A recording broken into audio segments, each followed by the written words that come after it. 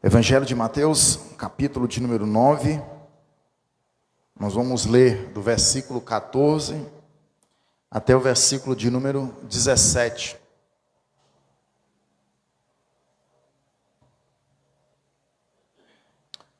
Diz a palavra do Senhor. Então, os discípulos de João vieram perguntar-lhe: por que nós e os fariseus jejuamos, mas os teus discípulos não? Jesus respondeu: como podem os convidados do noivo ficar de luto enquanto o noivo está com eles? Virão dias quando o noivo lhes será tirado, então jejuarão. Ninguém põe remendo de pano novo em roupa velha, pois o remendo forçará a roupa, tornando pior o rasgo. Nem se põe vinho novo em vasilha de couro velha. Se o fizer, a vasilha arrebentará, o vinho se derramará e a vasilha se entregará. Ao contrário, põe-se vinho novo em vasilha de couro nova e ambos se conservam. Amém. Os irmãos podem sentar? É isso. Ei. Glória a Jesus.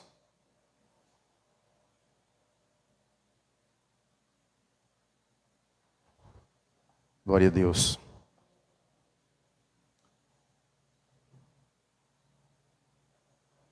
Os irmãos que estão com a memória boa, vão se lembrar que a última ministração no Evangelho de Mateus, em que nós tratamos aqui do capítulo de número 9, Jesus estava em um cenário bem parecido com esse. Jesus estava sendo questionado também, só que o questionamento que fizeram contra Jesus veio da parte dos fariseus, e o que estava sendo questionado era o fato de Jesus estar comendo na casa de pecadores.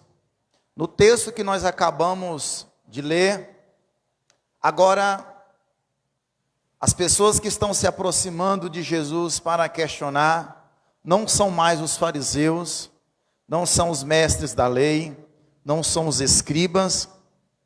Quem está agora questionando Jesus são os discípulos de João. E o questionamento agora não é porque Jesus está comendo na casa de pecadores. O questionamento é porque Jesus e os seus discípulos estão comendo e eles estão justificando a sua pergunta pelo fato deles terem o hábito, o costume de jejuar. Talvez fique bastante simples de nós entendermos a razão dos discípulos de João jejuarem, pelo fato, talvez, de João não estar mais com eles. João, provavelmente nesse momento do ministério de Jesus, já tivesse sido degolado. E os irmãos sabem que o jejum normalmente era realizado em momentos de profunda tristeza. Nós vemos isso na vida dos patriarcas, na vida dos reis de Israel, quando eles tiveram perdas. Quem se lembra de Davi e tantos outros personagens que, por causa da sua tristeza, jejuaram? Esse era o questionamento que os discípulos de João estão fazendo contra Jesus, ou para Jesus.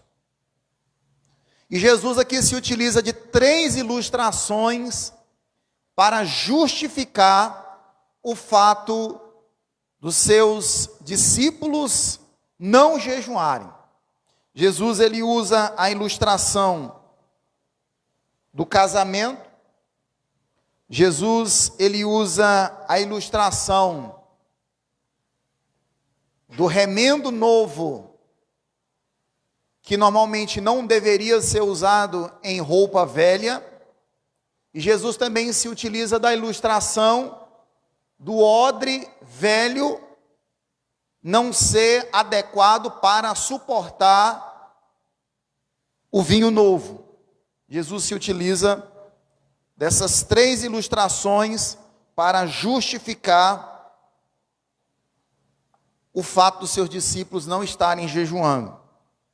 E uma das coisas que nós precisamos nos lembrar, primeiramente, irmãos, é que os discípulos de Jesus tinham todas as razões do mundo para festejar e se alegrar. Afinal de contas, o noivo estava com eles. Na presença de Jesus, irmãos, nós precisamos ter consciência que não é só tristeza. Nós vamos passar por momentos de tristeza. Mas nós não vamos viver a vida inteira presos, cercados, enjaulados pelas tristezas da vida. Por muitos e muitos momentos, nós teremos muitas e muitas razões de externar nossa alegria, de celebrar ao Senhor com júbilo.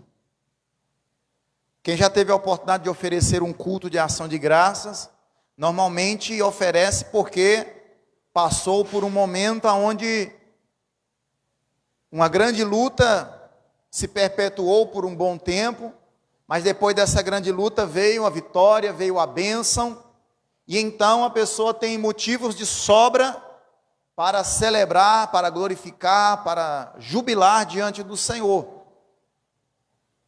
Mas, irmãos, antes de nós entrarmos aqui no corpo do texto,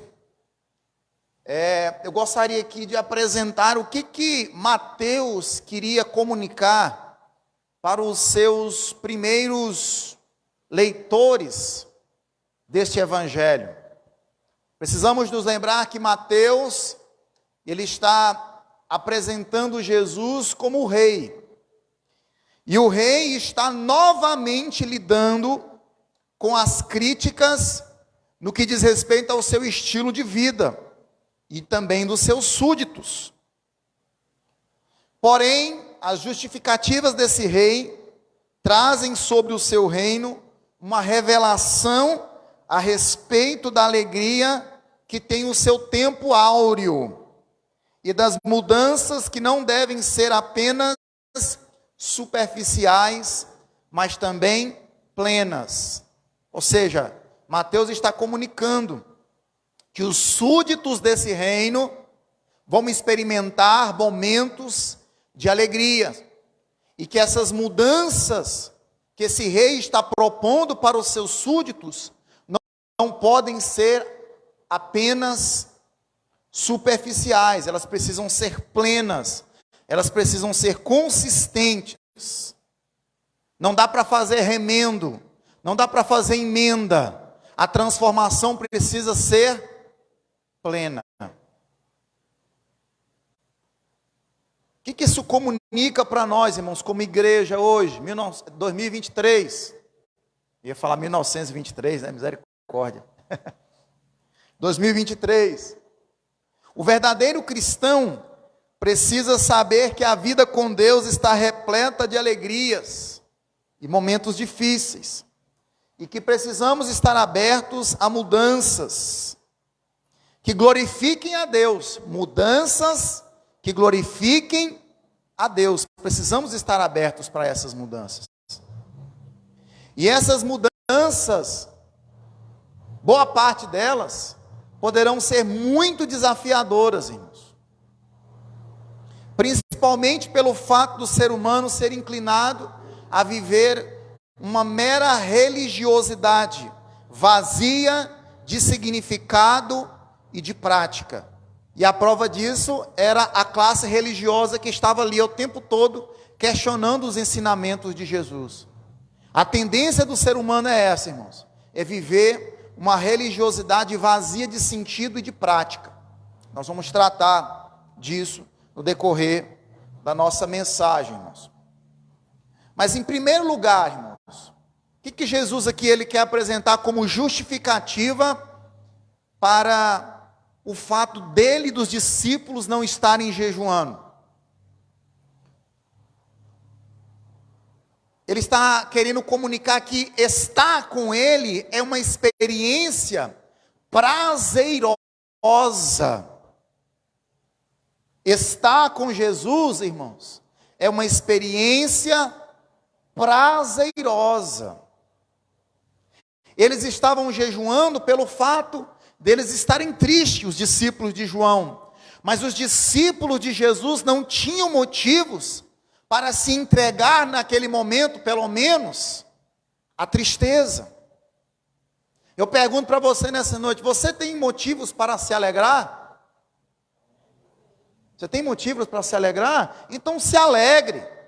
Não deixe a tristeza tomar conta da sua vida, porque vai ter momento que você vai ter que ficar triste, porque isso é uma consequência da vida. Isso é o momento em que nós precisamos viver. Nós precisamos vivenciar as alegrias e também as tristezas.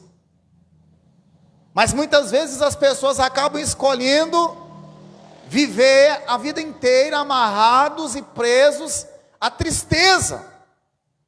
Jesus está dizendo, olha, eles estão comigo, e eles têm consciência que o noivo está com eles.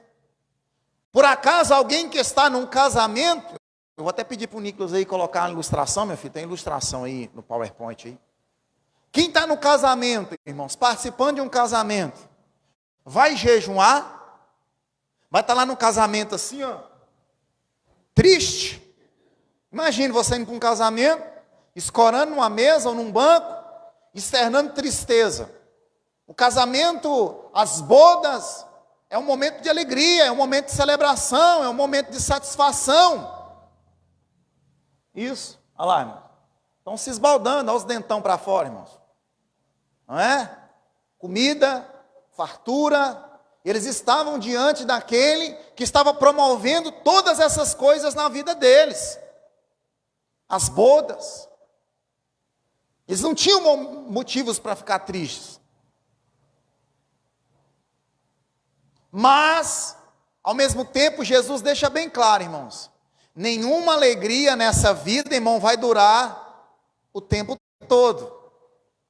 Nenhuma alegria. Vai ter momento em que eles precisarão jejuar. Haverá momentos em que eles terão essa necessidade. Os irmãos, se meditarem um pouquinho a respeito da cultura judaica, perceberão que dentro da cultura religiosa havia um dia que era obrigatório para toda a nação de Israel a prática do jejum. Havia um dia, o dia de Yom Kippur, o dia da expiação. Era um dia onde a nação de Israel jejuava.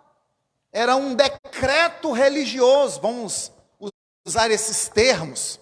Era um decreto religioso onde toda a nação tinha como obrigação passar aquele dia jejuando por causa dos seus pecados.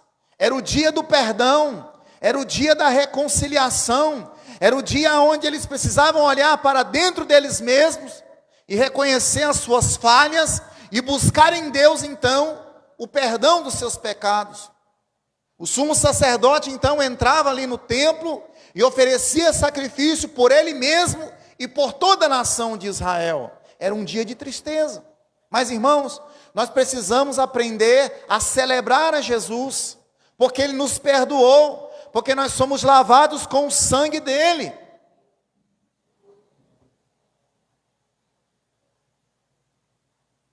Nós precisamos ter consciência, irmãos, que a vida ela tem isso, alegria e também tristeza. A tristeza não pode durar a vida inteira e nem a alegria pode durar a vida inteira. todos nós, irmãos, quando nós olhamos para um filho, um ente querido, um parente, uma pessoa que está ali ao nosso redor, nós precisamos ter consciência que talvez daqui, sei lá, um mês, um dia, uma semana, daqui a 10 anos, essa pessoa não vai mais estar com a gente. E vai chegar um certo momento que a gente vai ter que se entristecer por isso. Todos aqueles momentos de alegria passarão. Jesus queria deixar isso bem claro para os discípulos de João. Nós precisamos aqui, a primeira lição é que estar com Jesus é uma experiência prazerosa. A segunda lição é que nenhuma alegria dura para sempre. E terceiro, aqui tem um desafio. É possível que naquele momento os discípulos de Jesus não percebessem, mas Jesus estava dizendo para eles: vocês experimentaram a alegria que significa seguir-me. Podem vocês passar também pelos problemas, lutas, sofrimentos e pela cruz? Os irmãos sabem que Jesus nunca escondeu nada dos seus discípulos. Ele sempre jogou muito aberto. Quem quiser vir após mim, negue-se a si mesmo, tome a sua cruz e venha. No mundo tereis aflições, tem de bom ânimo. Jesus sempre jogou muito aberto com os seus discípulos. E aqui então, diante dessa oportunidade, diante desse questionamento ali dos discípulos de João, Jesus está comunicando essa verdade para os discípulos de João e também para os seus discípulos. Amém? Agora,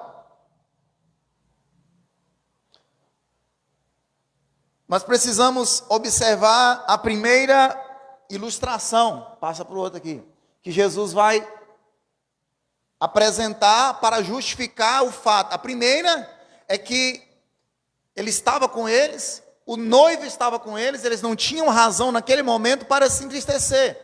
Agora Jesus, ele começa então a trazer um outro ensinamento. Qual é? Ninguém põe remendo de pano novo em roupa velha, porque o remendo repuxa a roupa e o rasgão fica maior ainda. Imagina, irmão, você pega imagina a Kézia pegando minha calça de serviço, que está com um buraco, tem umas que está mesmo, né? No joelho aqui, que vai indo a gente ajoelhar muito, né? No serviço, e faz aquele rasgo, ela pega uma calça minha novinha e vai lá e costura. Faz sentido isso, irmãos? Você pegar um pano novo para remendar uma calça velha, uma roupa velha, isso não faz sentido, irmãos. Porque a resistência da roupa velha é diferente da roupa nova. Quando você lava, é diferente ali a maneira com que aquele tecido vai reagir com a lavada. O tecido velho tem uma maneira de reagir, né? E o pano novo tem outra. Então ela acaba, de certa forma, comprometendo a estrutura daquela roupa mais velha. E o que nós aprendemos com isso, irmãos? Que a vida cristã não é uma mera reforma. A vida cristã não é uma mera reforma. O crente não vem para a igreja para dar uma melhoradinha. Muitas pessoas até pensam isso, né? Eu venho para a igreja para mim aprender a lidar melhor com o meu semelhante, dar uma melhoradinha no jeito que eu falo, dar uma melhoradinha com as coisas que eu ando sentindo no meu coração. O que Jesus está sugerindo aqui, irmãos, não é apenas uma pequena transformação. Até porque muitas pessoas, por meio de alguns ensinamentos, de algum tipo de estilo de vida, eles podem promover isso. Mas o Evangelho, os ensinamentos de Jesus, eles são profundamente transformadores. Jesus, ele oferece uma vida absolutamente nova. Você crê nisso, meu irmão? Uma vida nova. Louvado seja Deus. Ninguém põe remendo de pano novo em roupa velha, pois o remendo forçará a roupa, tornando pior o raso. A vida cristã não é um remendo novo numa estrutura velha, meu irmão. Não é a reforma de uma casa velha e nem um verniz de religiosidade numa estrutura podre.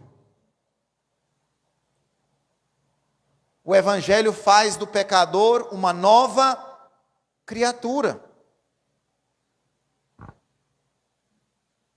Jesus, por meio desse ensinamento aqui, ele está trazendo luz à sua missão, ao que andar do lado dele pode produzir.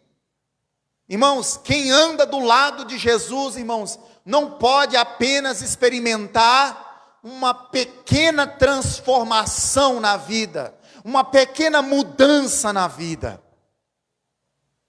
Essa não deve ser a nossa expectativa. Jesus está dizendo, ó, quem está do meu lado vai experimentar alegria e vai experimentar tristeza. Ele está dizendo para os discípulos de João, quem anda do meu lado vai ter uma transformação plena no seu ser, porque a minha missão não é apenas produzir uma pequena reforma, apenas um pequeno disfarce.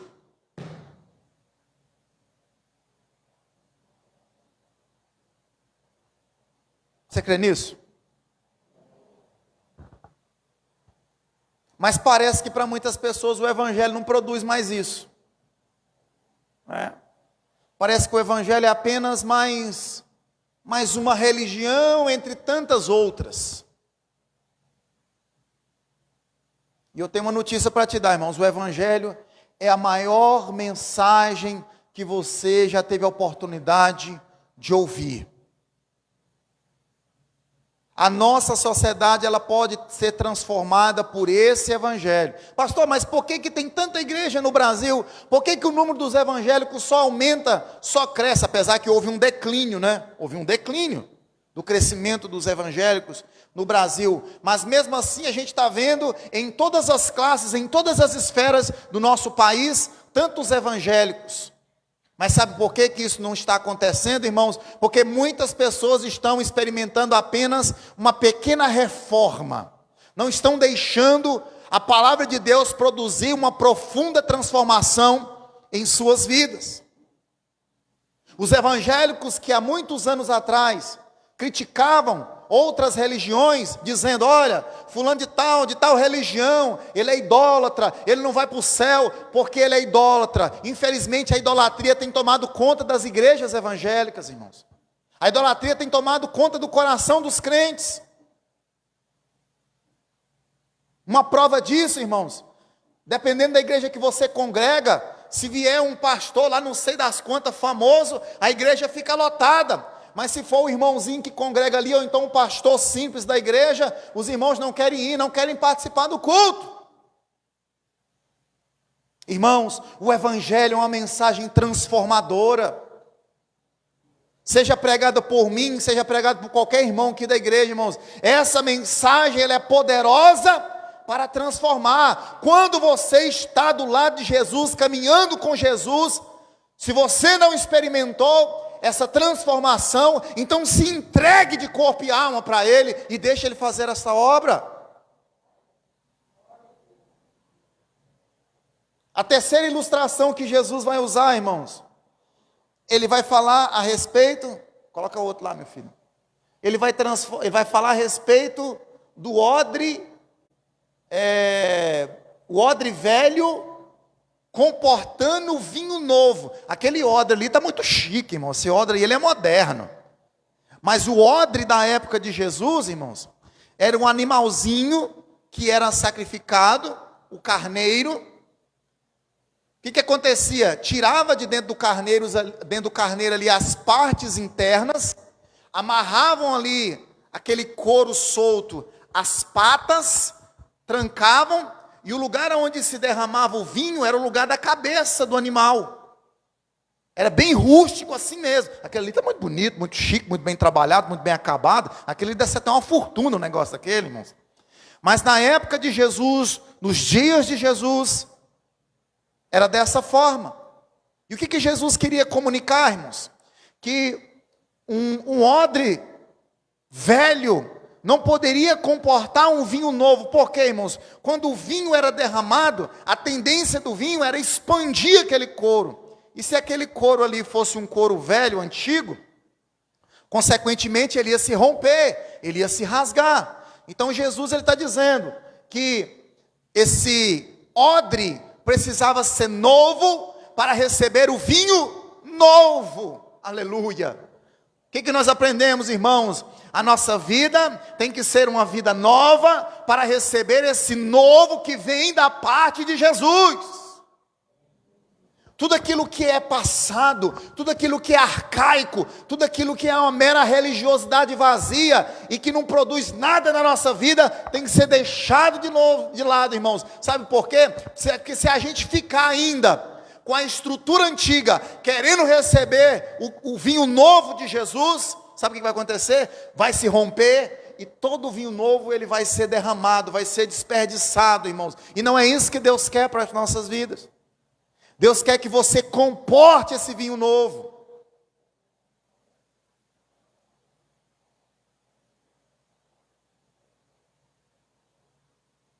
O farisaísmo, com seu legalismo pesado, era como um odre velho.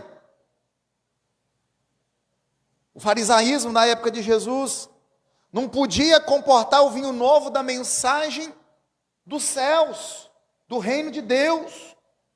O poder do evangelho, irmãos, não pode estar aprisionado em velhas e arcaicas estruturas eclesiásticas. Não dá, meu irmão. O crente precisa estar aberto para mudanças que glorifiquem a Deus. O crente tem que estar aberto para isso. Por isso que muitas vezes as pessoas chamam os crentes de pessoas que vivem uma mera religiosidade. Esse termo até ficou um pouco pejorativo nos nossos dias.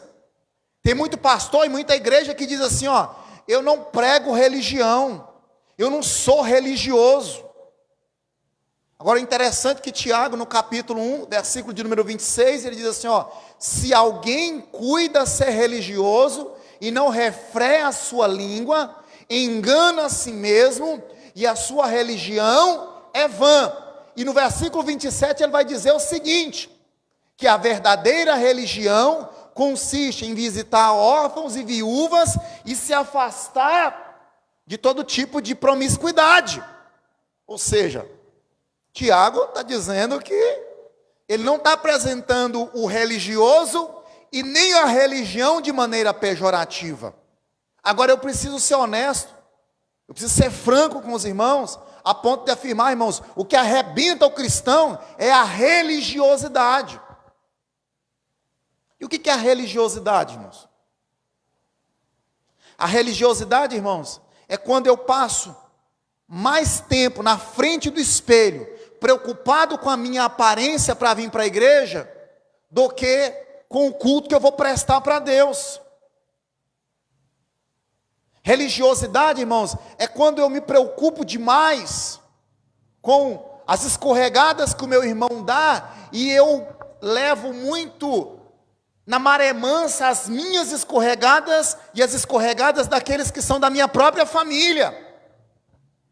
A religiosidade, irmãos, ela consiste quando nós somos zelosos com dízimos e ofertas e nós maltratamos as pessoas que trabalham para a gente. A religiosidade, ela aparece nas nossas vidas, irmãos, quando nós somos tolerantes com os nossos erros e intolerantes com os erros das outras pessoas. Essa é a religiosidade. É isso que tanto incomoda as pessoas nas redes sociais. É isso que muitas vezes faz com que a igreja seja vista como um grupo de pessoas que vivem uma verdadeira hipocrisia religiosa. Então eles intitulam isso de religiosidade. Mas a Bíblia fala sobre religião. A Bíblia fala sobre o religioso. Nós temos uma religião. A nossa religião é Jesus. Ele é a ponte, Ele é o caminho que nos leva até Deus, irmãos. E a religião, irmãos, O religioso, sabe o que ele faz? Ele demonstra com a sua prática as suas crenças. Você se considera uma pessoa religiosa? Eu me considero sim, irmãos. Eu procuro demonstrar com a minha prática aquilo que eu creio, as minhas crenças, as minhas convicções em Deus.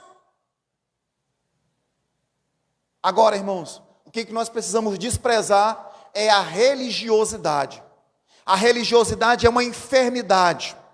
A religiosidade nos afasta de Deus. O que o crente precisa estar aberto aqui, segundo o ensinamento de Jesus, irmãos? É para as mudanças que esse vinho novo pode proporcionar nas nossas vidas.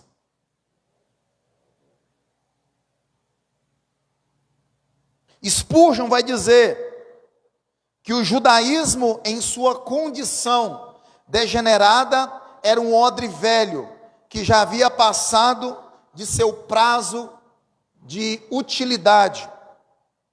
E nosso Senhor não deitaria o vinho novo do reino dos céus nele. Eu pergunto para você nesta noite, Jesus, ele pode derramar o vinho novo dele na sua vida? O seu odre é um odre novo ou é ainda um odre velho? O odre velho da religiosidade vazia, que não comporta as coisas do reino de Deus.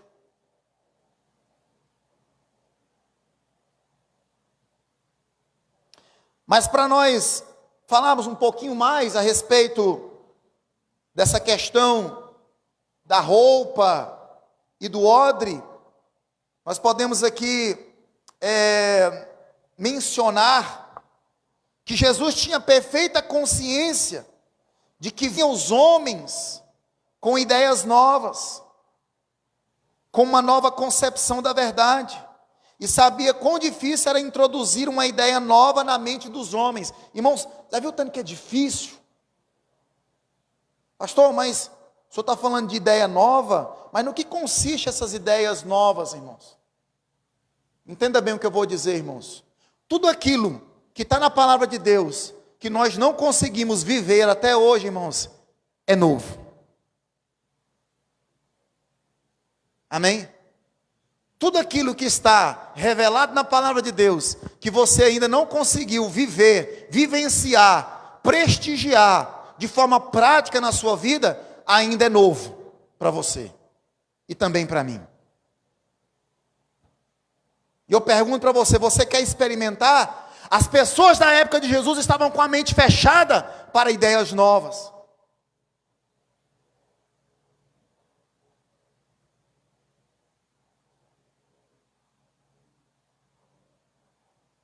Agora nós precisamos ter a convicção que a ideia nova, irmãos, não é apenas uma mera inovação. Porque tudo aquilo que muitas vezes é apresentado como uma ideia nova, mas compromete a revelação da palavra, precisa ser desprezado, irmãos. A palavra de Deus está acima de qualquer inovação dos nossos dias. Mas nós precisamos ter consciência, irmãos, que existem muita resistência para aquilo que é novo, muita resistência. E nós podemos falar não apenas dos princípios de Jesus. Se os irmãos forem meditar nas descobertas, as descobertas do mundo. Que descoberta, pastor, que o senhor está falando? Olha, imagine o automóvel, o trem, o avião. Quando inventaram o avião, eu duvido se você teria coragem de subir. O primeiro automóvel, o trem, essas inovações. O estudioso Lister, ele lutou para introduzir os antissépticos na prática da medicina e da cirurgia. Jonas Hanway, ele introduziu, sabe o que, irmãos? Na prática da vida do ser humano, o uso do guarda-chuva. Primeira vez que o guarda-chuva foi usado, esse cara é doido, para que isso? Que maluquice é essa? O guarda-chuva, irmãos. As pessoas que estavam usando o guarda-chuva, elas receberam grande resistência. Entre tantas outras coisas, metrôs, bicicletas, luz elétrica, telefone, coisas úteis, o rádio, a televisão. Houve grande resistência. E para falar de igreja, né, irmãos? Eu não sei se os irmãos vivenciaram essa época, que bateria era coisa do diabo. Eu vi uma pessoa falando da época que as pessoas consideravam o teclado uma coisa do diabo. Guitarra, então, nem se fala, saxofone. O ser humano tem dificuldade para entender essas coisas, para abrir o seu coração para essas coisas que eu vejo como coisas simples. Mas eu não estou falando necessariamente disso, irmãos. Eu estou falando dos princípios da palavra de Deus. Jesus então está comunicando essa verdade. Mas para concluir aqui, irmãos, precisamos tomar cuidado com o saudosismo. Crente saudosista, que só sabe falar do passado. Para ele parece que Jesus só era Jesus no passado. Para ele servir a Deus, igreja, crente, meio de verdade, só tinha no passado, hoje não tem mais. Nós precisamos entender, irmãos, que existe uma agora que precisa também ser vivenciado. Mas eu gostaria de fazer aqui 5 perguntas reflexivas, irmãos. A primeira é: como temos lidado com as críticas? Será que não estamos em momentos assim, preocupados apenas em justificar os nossos erros? Jesus está lidando com a crítica. Como é que nós lidamos com a crítica? Você apresenta a palavra de Deus? Você apresenta uma justificativa que realmente glorifica a Deus? Ou apenas uma justificativa para se esconder de um mau hábito que você tem tido? Qualquer um pode estar, irmãos, sujeito a isso, dando resposta apenas para justificar os seus próprios erros. Segunda pergunta: como você tem enxergado a vida com Jesus? Apenas como mar de rosa, ou como Jesus ensinou? Haverá dias em que vocês, discípulos, jejuarão. Uma das coisas que nós temos ensinado aqui demais, né, irmãos, é isso. Que a vida com Jesus é desafiadora, é prazerosa, é abençoada, é cheia de graça, mas também é repleta de momentos desafiadores. Terceira pergunta, irmãos: estamos abertos para mudanças que realmente glorifiquem a Deus? Responda para você mesmo nessa noite. Você experimentou algum tipo de mudança ultimamente?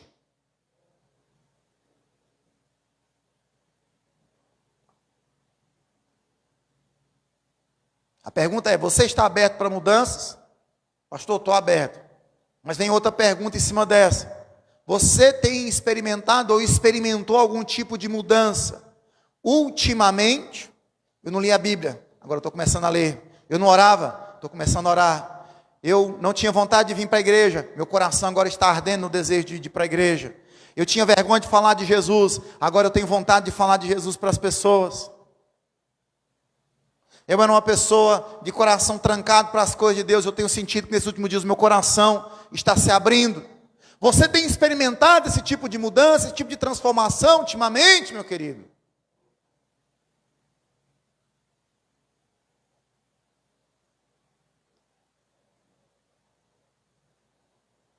Em quarto lugar, quarta pergunta: o que mais te incomoda nas mudanças? O que mais te incomoda nas mudanças? Que tipo de mudança seria mais desafiadora? Muitas vezes a gente olha para a palavra fala ao nosso coração, há uma sugestão de uma mudança para ser tomada, aí a gente pensa assim, esse tipo de mudança até que vai, mas essa daqui está muito difícil ainda.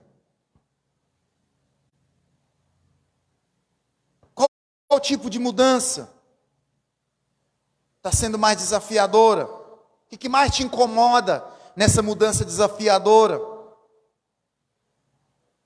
Você se contenta apenas com um passado que você acha que foi abençoado demais?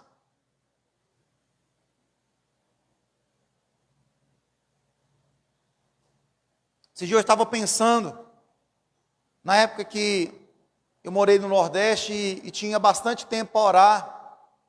Aí eu fiquei pensando, falei, Senhor, será que eu vou poder me relacionar contigo em oração como eu me relacionei naquela época?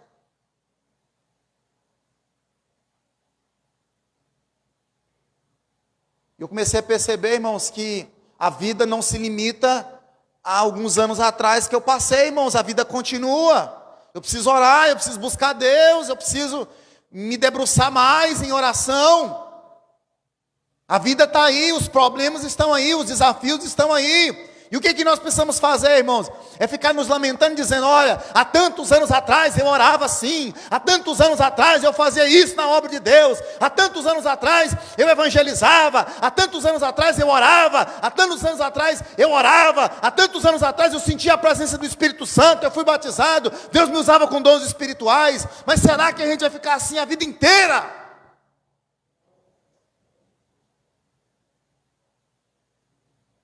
Isso é saudosismo. Isso não ajuda.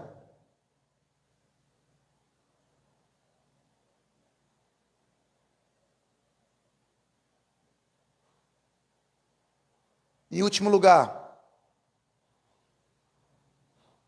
como lidar com um bom legado do passado diante de um presente e futuro completamente diferente? Tá, foi muito bom. Mas como é que eu vou lidar agora com o presente, o agora? Como que eu vou lidar com aquilo que me espera?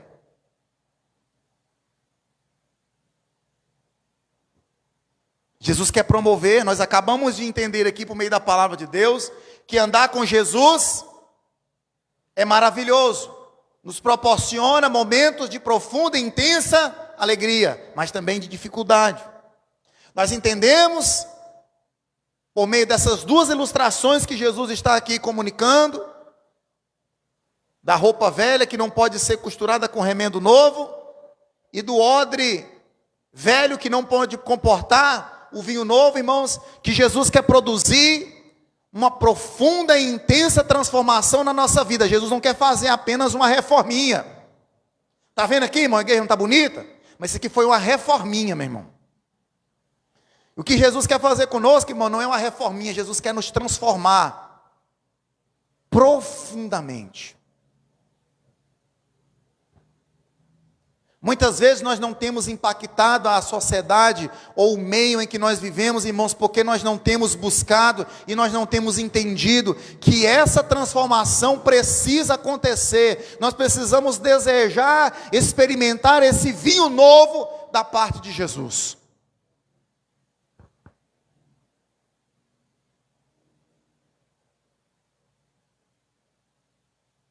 Como que eu olho para o passado? Nossa, era tão bom. E eu olho para o presente que está tão diferente. O que eu faço com esse passado? Como que eu lido com esse legado? Eu cansei de ver gente aqui, olha pastor, há muitos anos atrás, que se passasse um endemoniado, uma pessoa oprimida na rua, manifestava o demônio. Essa igreja era cheia do poder. Tá, irmãos, amém. Mas nós estamos em 2023. O tempo não parou. O tempo continua. Nós temos uma vida para viver.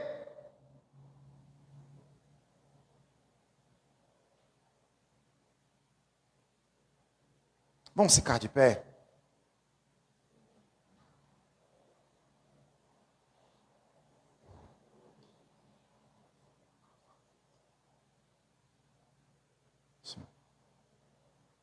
Vamos orar. Feche os seus olhos. Pai, nessa noite, Senhor, estamos aqui como igreja do Senhor. Entendemos aquilo que a Tua palavra está nos comunicando, Senhor. Jesus, na tua presença há abundância de alegria, Senhor. O salmista declarou isso. Na tua presença há abundância de alegria. Viver contigo também é estar ciente que momentos de dificuldade virão. Senhor, nós entendemos nessa noite que o Senhor não quer promover apenas uma mera transformação pequena, uma mera reforma. Senhor, nós te pedimos aqui nesta noite, faz de novo, Senhor, faz de nós um odre novo, para que esse vinho novo seja derramado, Senhor, em nome de Jesus. Que essa transformação ocorra na nossa vida, para a glória do teu nome, ó Deus. Ó Senhor, de tal maneira que nós possamos impactar essa sociedade, meu Deus, em que estamos inseridos. Nós não estamos, Senhor Deus, parados no tempo. O tempo está caminhando, o tempo é o tempo do fim, e o Senhor quer, ó Deus, uma igreja transformada, uma igreja cheia do teu Espírito, uma igreja cheia de entusiasmo, uma igreja, Senhor Deus, que realmente faça a diferença na terra, meu Pai. Tem misericórdia de nós, Senhor. Visita-nos com poder e graça, Senhor. Por nós mesmos nós não vivenciaremos essas mudanças, mas nós cremos que o teu Espírito é que nos conduz a toda a verdade. Nós cremos que o teu Espírito é que convence o ser humano, o homem, do pecado, da justiça e também do juízo. Por isso, nesta noite, nós invocamos o teu nome e te pedimos, Senhor, visita-nos, ó Pai. Visita-nos, ó Pai, tira essa tristeza do nosso coração, Pai, esse abatimento, Pai. Ministra, Senhor Deus, algo novo sobre a nossa vida, Senhor. Meu Pai, todo mal que está, Senhor Deus, muitas vezes atingindo a mente, o coração, a vida, a casa dos teus filhos, que batem retirada, Senhor. Ó Deus, que haja lugar, que haja, Senhor da glória, ó Deus, uma oportunidade para que esse vinho novo, Senhor Deus, seja derramado de forma abundante, Senhor. Meu Deus, alcança cada coração, alcança cada vida com poder e graça. Assim eu te peço em nome de Jesus. Amém. Os irmãos, sentam só um pouquinho.